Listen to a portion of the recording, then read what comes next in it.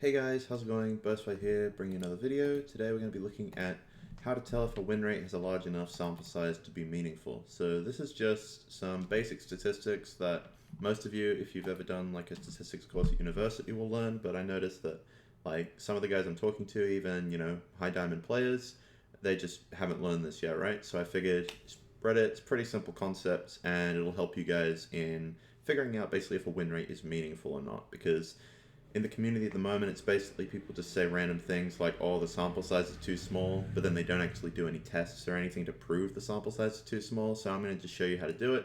All you need is Excel and the internet. You need internet connection and Excel, and that's it, right? Cool. So let's get underway. Actually, sorry, you don't even need an internet connection because you can just write down the numbers before you start. All right, cool. So why are we doing a test for statistical significance? So basically all this will do, and this is like pretty common in stats, is you basically do something called a statistical significance test. And the whole point of this is just to find like a p-value, right? Now, obviously people have different experiences, but a p-value is any number between 1.0 and 0.0.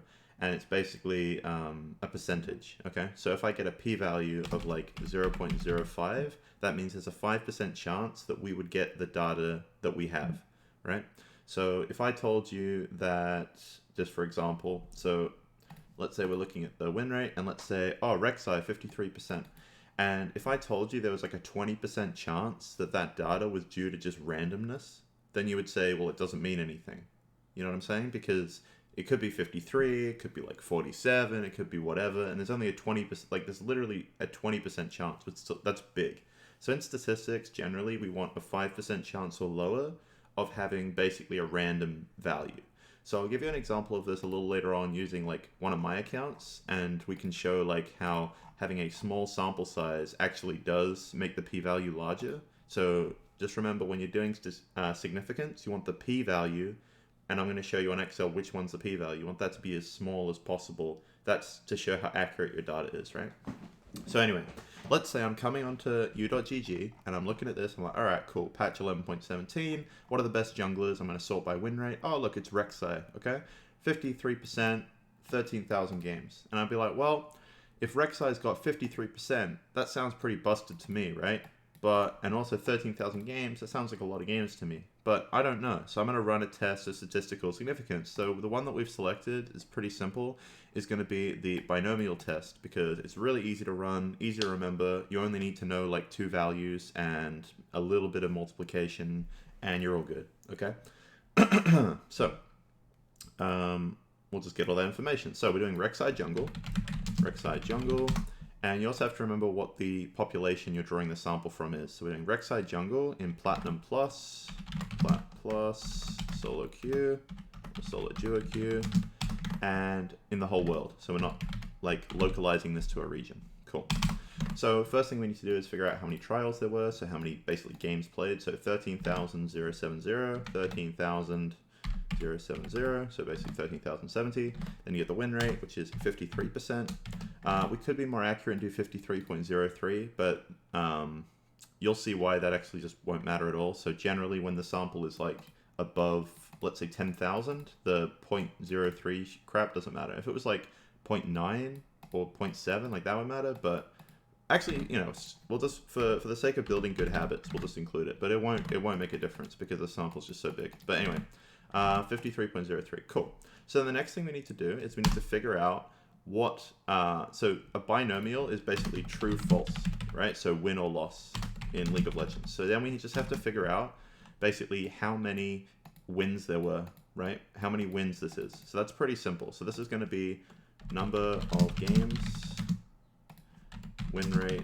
You also want to label this stuff if you can't remember it. Cool, win rate. Then we'll just do a simple true false. So we'll do how many wins.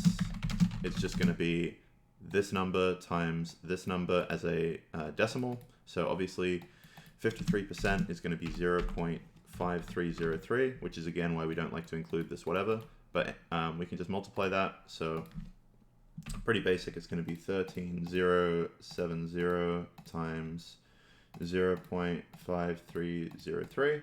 Cool. So it's going to be 6,931.021. Cool. So this is how many wins we got. All right, so remember that. So then we're going to go over to Excel, now that we've got all our information, and we'll just start doing it. So the formula is pretty simple. It's equals bin, om, binom, and then you'll see some options, and it's dist range. That's what we want.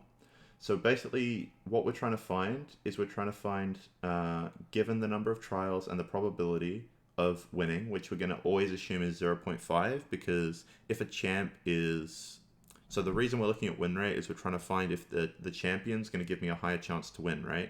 Well, the default chance to win, or the null hypothesis, is going to be 0.5. If a champion is perfectly balanced, it'll have a 50% win rate, right? So we're trying to see how far removed 53 is from 50. So we'll assume the probability, so the number of trials we already wrote down is going to be this number, 13,070.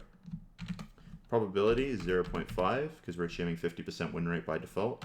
And then the bottom number is going to be, sorry, you can't, I just realized why this is happening. When you write a number, you can't include like commas and stuff, because that messes with the formula. So just write it as like a digit. So anyway, there's that. The number we're going to be using is that how many wins number, so 6931. And we'll generally round down, because if this is really statistically significant, it won't matter. So we'll round down, but I guess I can just include it for you guys. So you can, if you don't really understand why we're rounding down. And then obviously the top number is just going to be 1. So it's basically saying, what is the chance that we have this number of wins or more, right? So that's the range. So we'll hit enter. Now you might say, well, that's going to be a really big range. Actually, no, because in the distribution, it's going to be basically normal. That's what happens with binomial tests, is you're going to have like true, false. It's basically a normal distribution. So between like, when I say 1, it'll be like the top number basically, right? So the 100% accuracy. So the difference between like 6,900 and 7,800 is going to be pretty small, because you're already at the end of the scale, right? But this is what we're going to do. So just to remind you guys what we've done the number of games, 0.5, the number of calculated wins, like the actual wins that we got with the win rate, and then the total number, and you're just going to press enter, and that's going to give you the p-value. Now, if you guys don't know what this e minus 12 thing, it basically means you have 11, like you move it to the right 12 times. So this would be 0.1, 2, 3, 4, 5, 6, 7, 8, 9, 10, 11, not 12, because the first one is going to be 0.2 if it was e minus 1. So you start at 0.2, 11 zeros, and then 2, 2, 4, 2, 3, 9. So this is basically the probability, okay? And it's written as whatever. Now what you can do to make it a percentage is you can actually delete 2 of the zeros, and that's going to be the percentage. So the percentage, even when you write it out fully, and I can just copy this to make it bigger for you guys, this is the percentage that this number is random. There's going to be a 0.000000. This is like 1/1000th of a percentage, or no, it's 2 10 billionths. I don't care. The point is, this is so little. If this is less than 0, if this is less than like 0%, so it's less than 1%, this is so small. Like, I can't stress how small this number is, and this is percentage. So like 50% is like a big percent. 1%, if I told you like I took 99% of your money and you have 1% of your money left, you'd be like, I have like no money left, right? So this is 0.0%. Like, that's how small it is. So that means that this is significant, meaning that Rek'Sai really does have a 53% win rate that is significant. Now let's do an example of something that I think is not significant. So let's do one of like my accounts. So hopefully that makes sense. I would do usually a second example if I was coaching, but because it's a video, you can just replay the video. So let's do a simple example of like my Camille. So this looks really great. It's like, wow, 76.25. That's like insane, right? It's so good. So I actually haven't done this one, but I'm going to assume my assumption is going to be that it's going to be not that significant. That would be my guess. So let's do the same thing again. So first of all, we're going to go equals binom.dist range. You want to do the range one, okay? So trials, so that's how many games have you played? So let's have a look. So I've played 25 games. So 25 games. We're assuming a probability of 0.5, obviously. The number of actual wins is going to be 25 times 0.76. So let's do that. 25 times 0.76 equals 19. Cool. Also on OPGG specifically, you can actually just get this number here. It just says 19 wins. So you can get it there. It's whatever. So good. So sorry, what number did we get? 19. And then obviously the total would be 25. So what is the chance of Camille with a 50% win rate getting 19 to 25? Boom. So the chance here is going to be 0.00732. And we already talked about this. If you get this number and you, I want it just as a number. Oh, well, it doesn't matter. Anyway, if you get this number and you want to turn it into percentage, you basically remove 2 of the decimals. So the chance is 0.732%, right? That's the chance. Or 73% they can say, okay?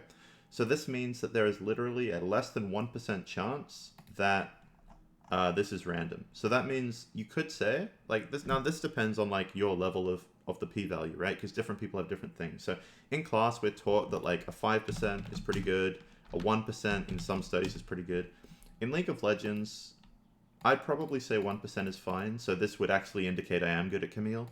But we can see that this number, when we compare to that other number, which was literally like, where is the other? Did we write it down? Oh yeah. So if we compare the two numbers, so 0.73%. Do you see how much bigger 0.73 is compared to this one?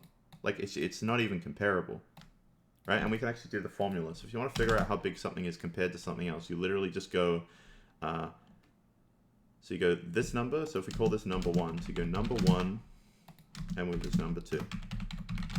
So we go number 1 times what equals number 2. And then you just like switch them around, right? So you can put, if this is like this times this, we can just do like this divided by this. So we'll make it number 2 divided by number 1. This again, just basic maths, equals the question mark.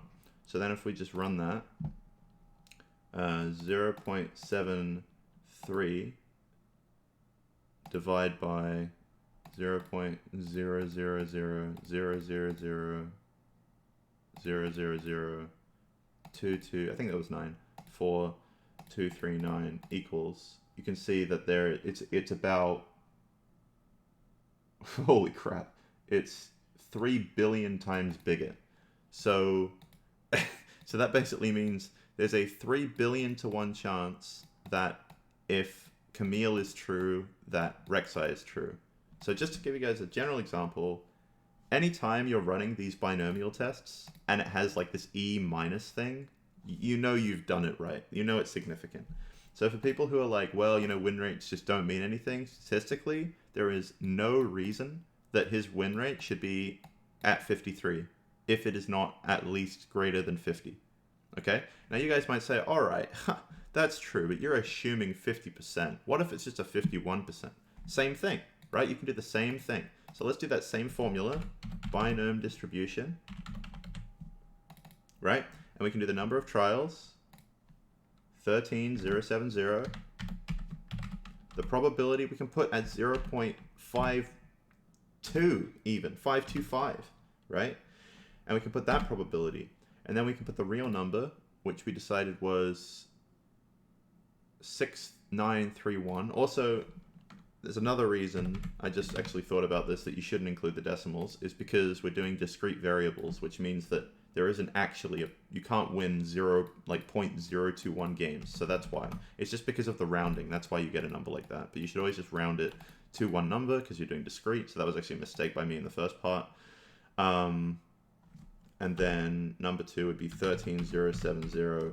Boom. And again, we see this is a 11%. So that's going to be much more significant, right? So if our win rate was assumed to be 52.5, it would be very like, because this, remember, you multiply by 100, so this is 11.4%, right? So that would be irrelevant. If you're like, Rek'Sai has a 52.5% win rate, it's showing 53, doesn't mean shit. Now let's change that and make it like 51.